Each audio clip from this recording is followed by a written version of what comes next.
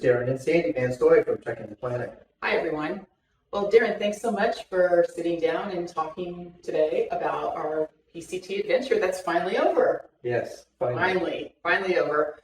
We realized we'd never done a recap video for the entire time we've been hiking this, and we thought it might be useful to sit down for a few minutes and talk about our experiences, the things we liked, the things we didn't like, what we learned, and maybe useful for people in the future as they're maybe planning their own trip or just wondering what it's like they're out on the trail. Right.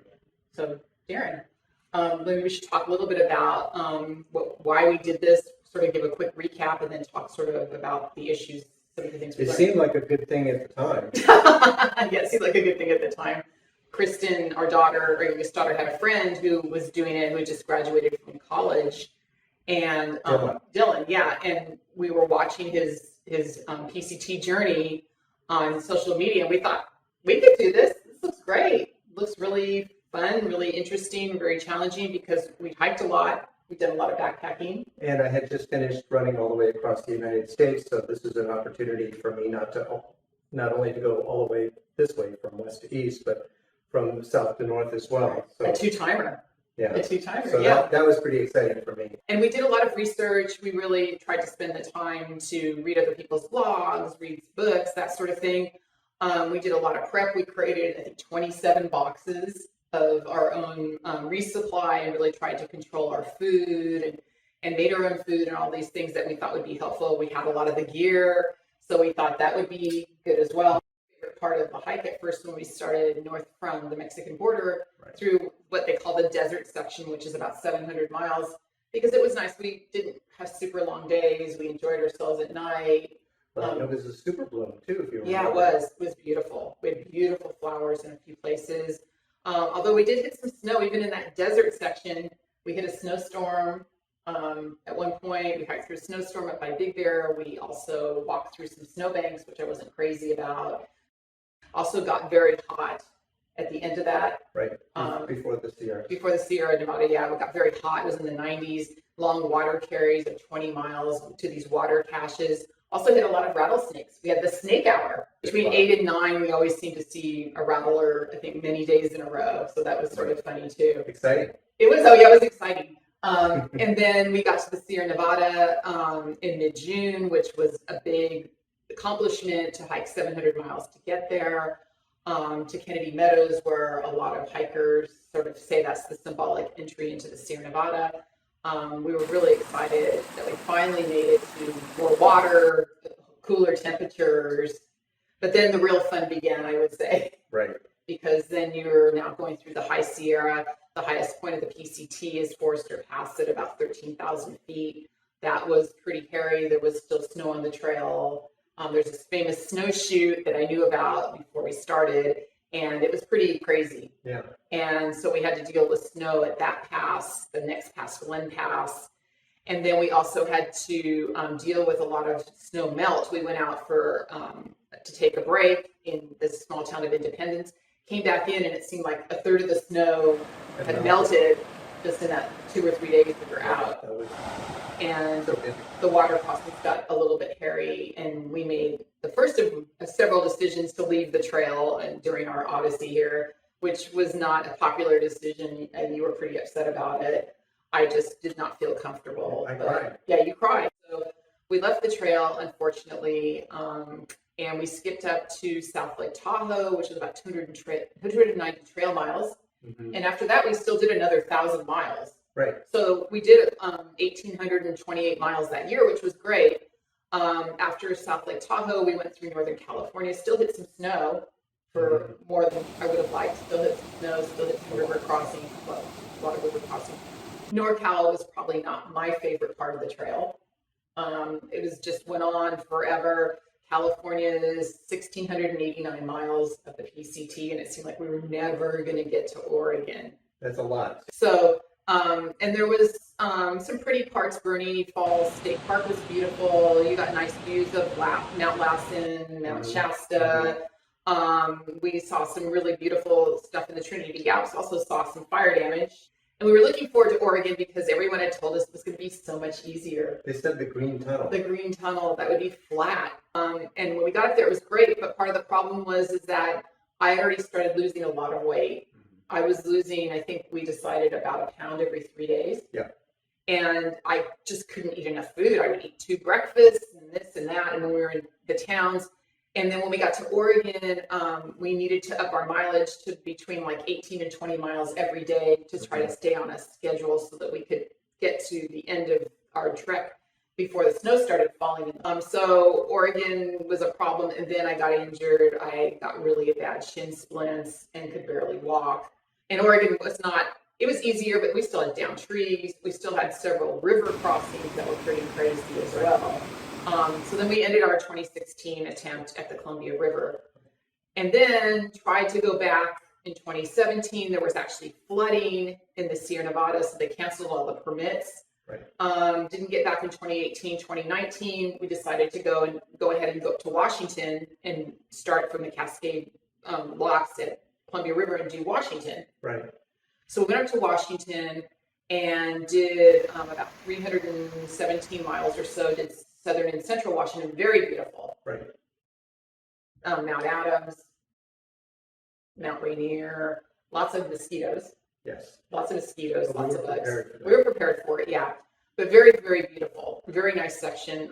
Probably some of the best scenery we'd seen, yeah. I think so. But then again, I got injured, unfortunately, and I really hurt my foot, which took a couple years actually to get better. And then the pandemic hit in 2020, so we didn't do anything there. Plus, my foot was healing. 2021, we decided to go back and do the Sierra.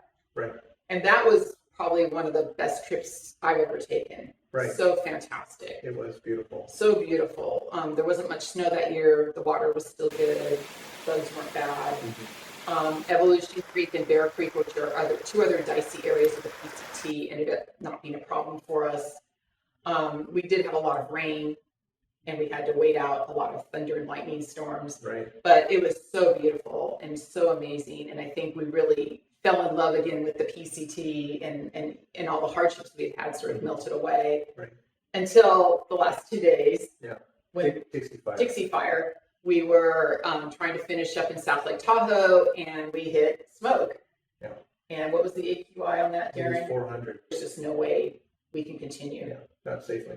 We were very upset. So we left the trail there with 42.7 miles to go. So then fast forward now to this year, and we had 2 sections left to complete. We had Northern Washington, and then we had this 42.7 miles in the Sierra that we couldn't do because of the Dixie Fire.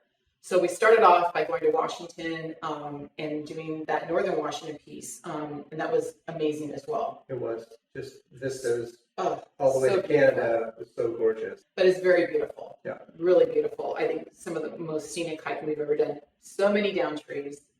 I think hundreds of down trees. Kind of in the middle, right? Where it's hard to get to. Really slowed our progress. We knew about it, but it was pretty hard. I was pretty bruised up. Yeah, some of these trees were as big as a bus. Yeah. Or there would be multiple trees you have to climb over. And then very steep up and down, 4,000 up, 4,000 down, multiple days in a row. But so beautiful. We were so happy to get to the Canadian border. Right. Very emotional for us, even though we weren't quite done yet. But a lot of people now don't do the whole thing in a year because of fires and snow and water and everything like that. We met hikers this year that a lot of them couldn't do it in the whole year. Most of them. Yeah, so even at that point, we were pretty much done. We could have said, that's it. We've done like 98% of it. So we were really happy. But then we wanted to go back and finish the last 42.7 miles. Our family was right away going, are you going back? Are you going to finish this? What are we going to do? So we were lucky in just the last couple of weeks to find a window of opportunity. Finally, the snow melted. The snow melted, yeah. Finally, the snow melted in the Sierra this year. It's a historic year. So we were comfortable with going back and doing this last piece before the weather turned and got bad again and winter started. And that was a really pretty section. Gorgeous. As well as gorgeous. Just really, really pretty. So I'm glad that we were able to experience that. Right. Darren, so maybe give everyone an idea from your perspective what you thought of the PCT. It's hard. 1,000 feet of elevation gain is a lot. And a lot of days you're doing 3,000 or 4,000 feet elevation gain and loss. And that's just a really significant amount. And to be able to turn around the next day and do the very same thing again and again, and without a lot of breaks is really challenging.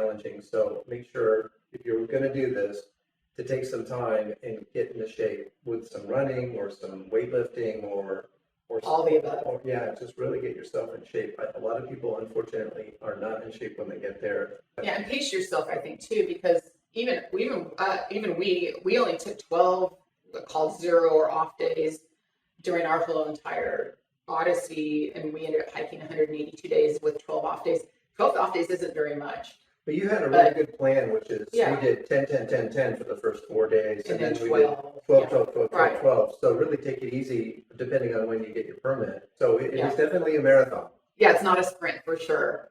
Also, I think that also brings up the fact about the weight of the gear. One thing that drew us to the trip was we were thinking, oh, we have all this gear. We've backpacked before. This won't be a big deal. Right. And little did we know that we didn't maybe have the best gear because it was a little on the heavy side.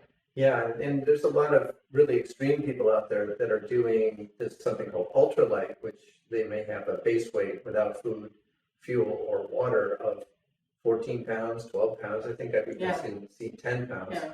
Kind of just rejected that whole idea. I just thought, we'll just have some old equipment, take a couple of creature features, won't be that big of a deal. But we went too far the other way. We went too far the other way. I Right. think we had a base weight of 22 and 24 pounds. Something like that, in the mid-20s. That's, again, without fuel, food, and water, but that's really too much. Yeah, and some days we had to carry maybe 5, 6, 7 liters of water each, and so now you're up to 40 pounds easy or more. I think we had 56 one day Yeah, it was bad. out of Cajon. That impacts weight, which maybe we could talk about that now. Yeah. As I mentioned, I lost a lot of weight, especially in 2016. I think I lost 42 pounds.